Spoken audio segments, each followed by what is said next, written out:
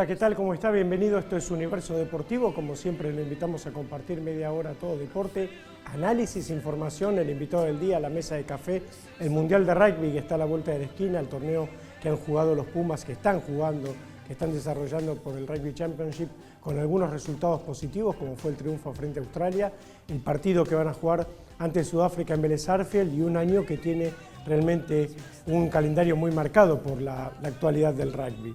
Pero lo cierto es que también tenemos un año muy marcado por el fútbol, y en este caso el femenino, con la participación de nuestra selección en el Campeonato Mundial, que por supuesto tiene equipos que tienen más historia, más desarrollo, más infraestructura, y que son los candidatos a ganar la Copa, mientras la selección argentina va a hacer su experiencia, va a competir, y que le ha tocado una zona difícil con Italia y con Suecia, realmente dos equipos que están todavía por encima de nuestra selección. Pero lo cierto es que el equipo fue también a empezar a trazar su historia, a trazar su línea. Mientras se juega la Copa Libertadores de América, los octavos de final, la Copa Sudamericana, me parece que tenemos un calendario muy amplio, con muchísima actividad deportiva y por supuesto también con algo que está a la vuelta de la esquina, que es el preclasificatorio olímpico de básquetbol. Se va a desarrollar en Santiago del Estero y allí va a surgir una plaza para jugar después en Europa por la plaza definitiva para los Juegos Olímpicos. La selección de básquetbol no pudo llegar al Mundial.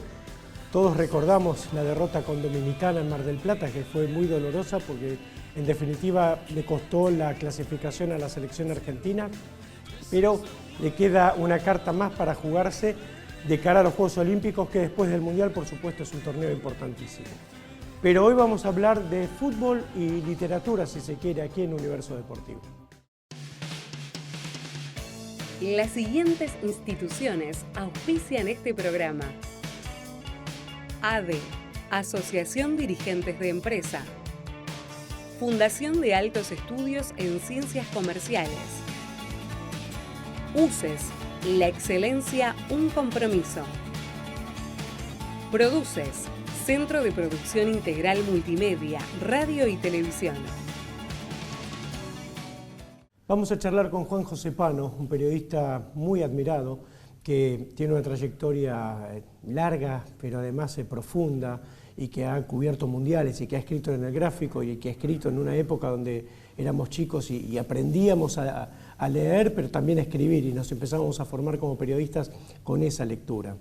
Ha viajado a Qatar a cubrir la Copa del Mundo, la última que se ha jugado y que Argentina ganó. Ha escrito el libro Volver a Vivir, sobre esa experiencia fantástica y alucinante que fue ver a la selección argentina por tercera vez campeona del mundo.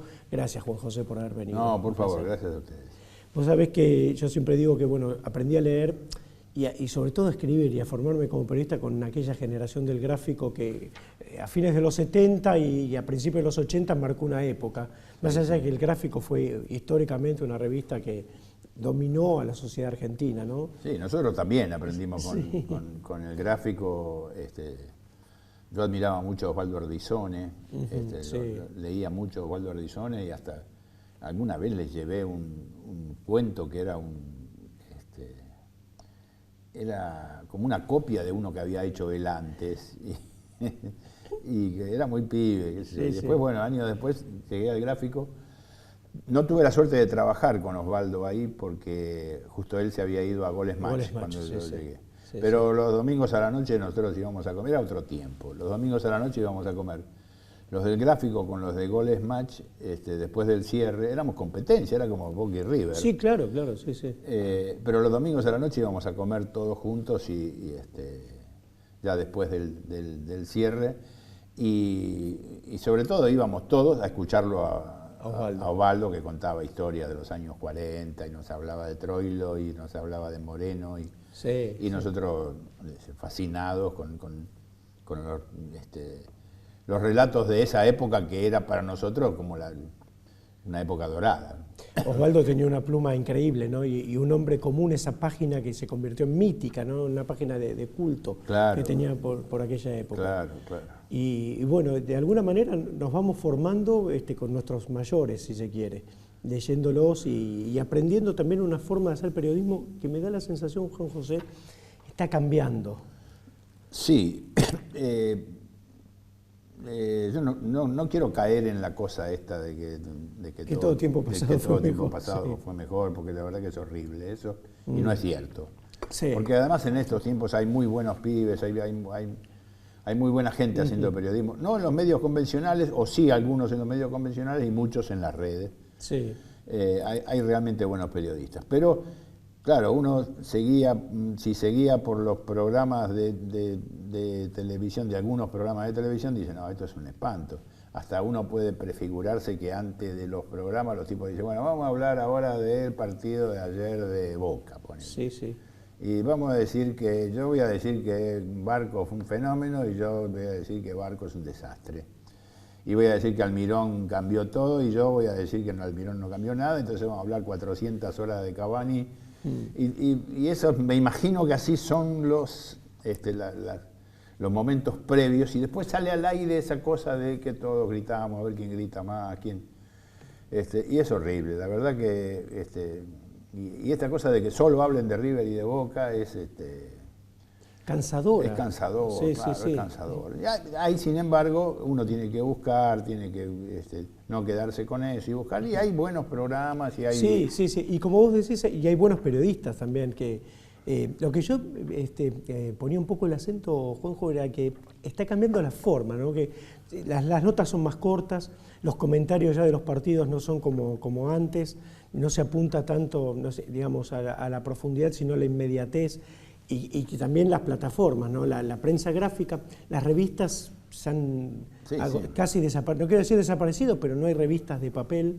En las redes incluso impera esta cosa del cambio total de lo que nosotros hemos aprendido toda la vida, eso de que los muertos van a la cabeza, digamos que la noticia tiene que estar en el primer párrafo. Entonces, con la idea de que haya mayor cantidad de clics, la noticia está en el último párrafo. Y entonces, para hablarte del choque que se produjo en la esquina, o de lo que dijo José de Pedro, el título es No saber lo que dijo José de Pedro, y entonces cuentan toda la historia de José, toda la historia de Pedro, y después resulta que José lo único que dijo de Pedro es hace mucho que no te veo. Y vos lo ves esto agarrás el teléfono, googleás y decís a ver las noticias, y las noticias son todas esas perdidas en el fondo. Tenés que ir rapidito hasta el final para ver si hay algo de novedoso. Es un cambio horrible ese. Sí, porque uno se ha acostumbrado a que, bueno, lo primero es la noticia, primero hay que decir qué es lo que pasó. Tal cual. Pero hay como una búsqueda también en ese caso y en ese sentido que se produce mucho en los medios de dar como una incógnita, ¿no? Claro. A Boca llegaría una gran figura que actuó y no se dice quién es, como para generar una expectativa. Claro, generan expectativa y vos caes dos veces, tres veces caes, después decís, no, es mentira, ya sé que no me vas a decir nada, entonces paso de largo con esto. Pero hay que saber buscar, digo, como todo, digo. Las redes son fenomenales, está todo en internet, Google es Dios, pero hay que saber por dónde buscarlo también, porque si no te perdés en ese mare magnum, en esos laberintos de la nada y terminás perdiendo mucho tiempo, ¿no? ¿Cómo te fue en el Mundial? Y me fue muy bien. Sí. Fueron distintos momentos. A mí me pasó que después del partido de Arabia Saudita me pesqué el COVID. Tenía 4 vacunas, acá me había cuidado mucho, pero allá me pesqué el COVID. Y habíamos perdido con Arabia Saudita, además, y yo me decía, ¿pero qué estoy haciendo acá? Estoy loco, yo estoy grande, podría estar en mi casa mirando el Mundial por televisión. En la pandemia me había comprado un plasma grande, digo, podría estar en el sillón, cómodo, mirando el partido. Estoy acá, solo, con COVID y con la posibilidad de que Argentina quede eliminado en la primera fase y con el alquiler de un departamento por todo el mes. Entonces fue un momento muy, muy feo. Pero bueno, con COVID y todo fui a la cancha, me puse doble barbijo y fui a la cancha a ver el partido con México. Que fue realmente maravilloso y el partido en el que viví una experiencia increíble porque estaba al lado de un chico que no conocía, que no sé ni cómo se llama, y con el que nos dimos un abrazo. Sí, futbolero. Futbolero, sí, que nace con el gol de Messi contra México. Y yo no estoy acostumbrado al abrazo de gol, porque, digo, tantos años de periodista, uno está en el palco no se gritan los goles. Y yo en mi casa tampoco grito los goles.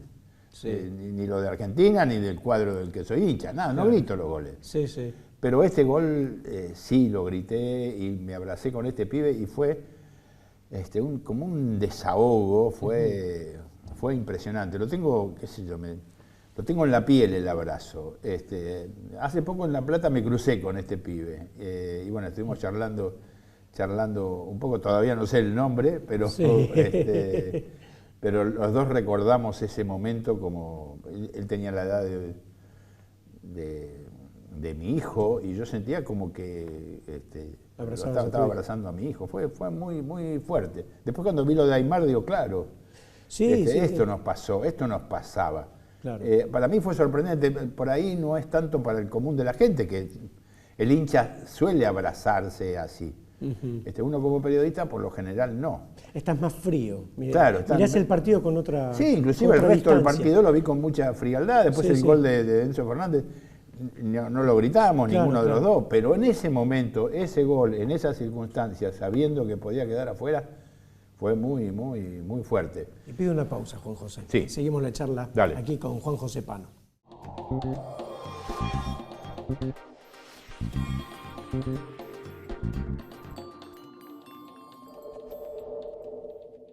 Un puñado de murmullos, historias de pugilistas y soñadores. Un libro que bucea por la vida de tantos boxeadores que persiguen sus sueños detrás de un puñado de murmullos. Pedidos a universodeportivo@hotmail.com.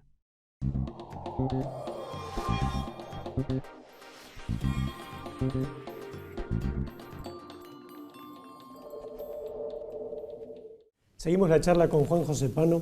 Es increíble cómo este equipo se fue formando, digamos, de a poco, ¿no? Y con muchos cambios, con un entrenador que muchos lo miraban de reojo, con el apoyo importantísimo del Flaco Menotti, que me parece que tuvo un rol en lo que fue todo este ciclo, desde el punto de vista de dar el espaldarazo de un tipo que sabe de fútbol y que tiene un conocimiento profundo del juego y de la vida y que además tiene muchísima experiencia y es palabra autorizada. Pero cómo se fue formando este equipo, ¿no? Sí, yo creo que debe haber tenido mucho que ver el Flaco en esto.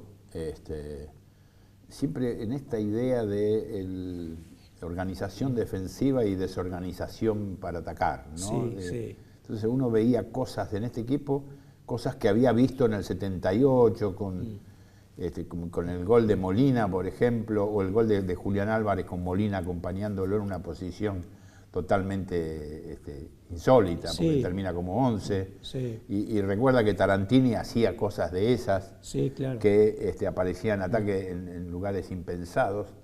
Pero además el equipo se fue armando sobre la marcha. Sí. Nadie creía en Scaloni. No es que, digo, yo no encontré a nadie que me dijera, sí, yo siempre levanto la mano y digo Scaloni. Inclusive nosotros tenemos un blog, hicimos una encuesta entre 200 periodistas con el tema de la selección 2 años antes del Mundial, o 1 año y medio antes del Mundial, y Scaloni no figuraba, y además entre los jugadores que se mencionaban no aparecían ni Julián Álvarez, ni Enzo Fernández, digo, estaban lejos de cualquier consideración. Sí, claro, claro. Ni el Dibu Martínez siquiera. Sí, claro, no lo conocía la gente. No lo conocía. McAllister también, fue el último año, sí. Se da el fenómeno de McAllister, de la lesión de Lo Celso, que hace aparecer a McAllister, y se armó un equipo buenísimo. La verdad es que el funcionamiento de este equipo en la final contra Francia, bueno, no voy a decir nada nuevo de esto, ya sabemos lo que fue, un tiempo y medio de un fútbol de altísimo nivel, de altísimo vuelo. El gol de Di María es para verlo 70.000 veces, es una maravilla, es la síntesis de precisión y velocidad. Sí. Digamos, yo lo comparo siempre con el gol de Carlos Alberto En el 70. En el 70, en el gol de sí, Brasil-Italia. Brasil-Italia, el cuarto gol, el de Carlos Alberto. Sí. En este sentido, se juega hoy a otro ritmo, a otra velocidad. Aquel fue un gol maravilloso. Para mí, sin duda, después del de Maradona a los ingleses, el mejor gol en la historia de los mundiales, porque además por concepción colectiva, ¿no? Por concepción de el juego. pase de Pelé sin mirar, el pase de Pelé, la proyección de Carlos Alberto, la gambeta de Clodovaldo en el arranque de la jugada, sí. digamos. Pero todo es el toque de Rivelino, todo es a una velocidad de 30 y... de aquella época. Juegan a 33 revoluciones, digamos. Sí. Y esto es en 78, sí. Sí, señor, el gol de Di María. Pero como concepción colectiva termina siendo lo mismo. El toque de Messi, el doble toque de Messi, el control y el toque, que es el único que la toca 2 veces, sí. Todos los demás juegan a un toque, es digno del pase de Pelé a Carlos Alberto, que frena la pelota, espera, lo ve venir, mira para otro lado y le pasa la pelota y además le queda picando para que el tipo le pegue con la cara externa. Un gol extraordinario. Y a mí me hizo acordar, inmediatamente me acordé de ese gol. Digo, esto es, este lo pongo en el podio. Digo, está el de Maradona, está el de Carlos Alberto y después en el podio viene porque este gol fue extraordinario. Fue extraordinario, sí, señor. Lo que sí creo, Juanjo, es que cada uno en su época, como Brasil del 70, como Argentina 78, como Argentina en el 86, o esta Argentina 2023, fueron grandes equipos, ¿no? Yo a veces escucho, este es el mejor de la historia. Bueno, el mejor campeón de la historia, por ejemplo, o el mejor de la historia, digamos, cada uno en su momento. El campeón del 78 era un cuadrazo, un terrible cuadrazo. Los números, si uno lo mira con números, por ahí aparece como que el del 86 es el que consiguió los mejores números. El del 78 para mí era, como bien decís, un equipazo, era terrible, un equipo extraordinario. Por ahí no respondía tan claramente a la idea de Menotti como sí el del 79, que era... Claro, el del juvenil. El juvenil del 79 era un Menotti puro, el otro era rebajado con... con un poquito de agua. No, más que con agua, rebajado con un poquito de vino quebracho, ¿no? Con un vino rústico, porque metía mucho ese equipo. Sí, era fuerte. No era light, era un equipo... No, es fuerte, Era un equipo muy duro. El partido contra Holanda... Se mataron. Se mataron a patadas. Y el equipo metía y metía. Lo que pasa es que Holanda pegaba, por decir, y Argentina le contestó. Holanda yo lo vi a Holanda con Italia en la cancha de River, en el último partido de la segunda ronda. Y Italia ganaba 1-0 y en el segundo tiempo Holanda le pegó, digamos, lo mató a patadas, como decía, y le ganó el partido. Pegaban. Sí. Pero además jugaban. Yo había como visto, los dioses. Había visto a Holanda en el 74, en el partido contra Argentina, en Gelsenkirchen, al lado de Ardizone, justamente, de mi ídolo Ardizone. Sí. Había visto aquel partido, y yo decía, ¿cómo puede ser que esta misma Argentina, 4 años después, juegue contra estos mismos tipos, que eran casi los mismos? Menos Cruyff. Cruyff, Van Hanegem, pero eran casi los mismos. ¿Cómo puede ser que llegue a jugar una final? La explicación tiene nombre y apellido y es Menotti, ¿no? Sin duda. Yo me acuerdo, ahora que lo dijiste, cuando fuimos a Helsinki en el Mundial del 2006, Argentina le ganó a Serbia y Montenegro. Serbia y Montenegro 6-0, me dijiste, para mí es la revancha porque yo acá me comí el 4-0 con Holanda, cuando salíamos de la cancha. Sí. Claro, dijiste, bueno, por fin dimos vuelta un poco a la historia, ¿no? Claro. Yo lo escribí inclusive esto en página 12 porque esa ciudad de nombre raro, Gelsenkirchen, no era el mismo estadio, era otro estadio. Sí. Pero también ese partido con Serbia y Montenegro fue una exhibición de fútbol, una maravilla. Y el gol del Cucho Cambiaso empieza a mover el podio para ver si se puede meter, porque también ese gol fue extraordinario, ¿no? Toda la jugada previa, la sucesión de toques, también en una velocidad media, digamos, ¿no? Eran 45, no eran eran más que el 78 claro, y menos que la de... Era más rápido que el Brasil del 70, pero no tan rápido como de ahora. Ahora, si vos me pones un revólver en la cabeza, me decís, bueno, tenés que elegir uno, 78, 86 o ahora, y yo creo que me quedo con el 78. Sí, sí, coincido. Pero me tenés que poner un revólver en la cabeza, claro. Si no, no. Si me lo preguntás bien, te digo, no. Los tres, claro. Fueron los tres iguales, los tres tienen su mérito, los tres. Y es verdad, los tres tienen mucho mérito. Lo que está claro es que a partir de esos años la Argentina se metió, si bien siempre fue una potencia y si bien siempre tuvo grandes jugadores, grandes selecciones, pero meterse en el concierto mundial, después del Campeonato Mundial de 1930, además donde hubo un bache, donde la Argentina un poco que le dio la espalda al mundo, un poco el mundo le dio la espalda, y que no participó, que no se metió, digamos, y que tuvo experiencias frustrantes, la de Chile 62, la de Inglaterra quizás con una actuación buena, y habría que ver con un árbitro, digamos, del partido con Inglaterra, cómo se pudo haber desarrollado, la frustración del 70 o del 69, lo que vos viviste en Alemania 74, digamos que, pero cuando Menotti toma las riendas es donde la selección... Es un cambio muy grande. Hubo muchos años de confusión después del 58, ¿no? Lo de Suecia generó una grandísima confusión. Por suerte esto se modificó. Lo del 66 también hay cierto mito con esto de Kreitlein y del árbitro, porque la verdad es que Argentina en el partido contra Inglaterra llegó una vez con un tiro cruzado de más a los 15 minutos del segundo tiempo y fue la única llegada. Inglaterra fue superior, no es que nos robaron. Como se dice siempre. Como se dice, porque está la idea del robo del partido porque a Uruguay Inglaterra lo dirigió un alemán y porque Argentina e Inglaterra lo dirigió un alemán y a Uruguay Inglaterra Uruguay-Alemania un inglés. Claro. Sí. Está el mito ese. Pero después del 58, fue una grandísima confusión. El 74 también fue un desastre porque llegaron jugadores que Babington apareció de última. Los jugadores tocaban a las azafatas en los aviones, era todo un despropósito ese tiempo de fútbol argentino, que veníamos además de la frustración de quedarnos afuera en el 70. Claro. Nunca vi la cancha de Boca tan triste, tan ¿no? triste y tan silenciosa, el silencio más ensordecedor. Después de aquel partido, de aquella derrota con empate, ¿no? con Perú. Con los peruanos, que significó la eliminación.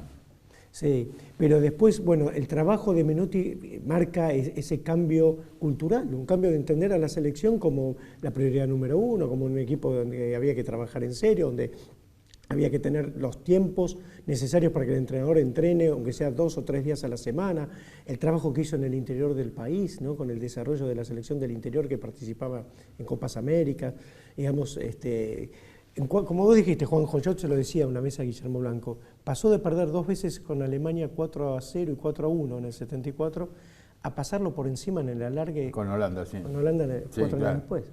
Perdió 2 veces con Holanda, perdió el amistoso previo y en la final. Yo creo que el gran mérito de Menotti es convencer a los jugadores de que se podía, de que físicamente no era verdad eso de que te pasaban por arriba. Y se fueron convenciendo de a poco los jugadores. Había algunos alfeñiques en el equipo como Ardiles o Houseman.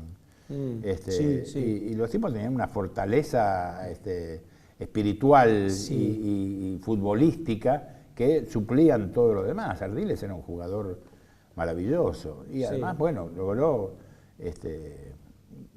ahí hay un montón de líneas que se pueden trazar para unir al 78 con este equipo de Scaloni, ¿no? Luis Galván, que no estaba en la consideración de nadie. ¿Quién era Luis Galván? ¿No? Un ignoto defensor de Talleres. Y no muy alto. Claro, incluso, no muy alto y para el puesto. Y lo tendría que haber cambiado para evitar el gol de Holanda. Él siempre se quejaba de eso el flaco. Pero jugó 10 puntos la final. Sí, claro. Era un jugador extraordinario. Bueno, Valencia también lo era. Era un, uno siempre recuerda y dice, bueno, pero no lo puso a Maradona. Bueno, pero tenía un montón de números 10 de jerarquía. Tenía Kempe, tenía La Rosa, tenía Valencia. Kempe jugaba en esa doble Villa. Kempes jugaba en esa, sí, en esa posición. En esa doble posición, digamos, y otras líneas paralelas que vos trazás, ves el gol de Julián Álvarez, cuando arrancando de la mitad de la cancha y llegando al otro lado, y era Kempes. Sí. Entonces lo veías a Kempes. Sí, tal cual. Entonces hay mucho de la génesis del fútbol, ¿no? de la identidad del fútbol argentino.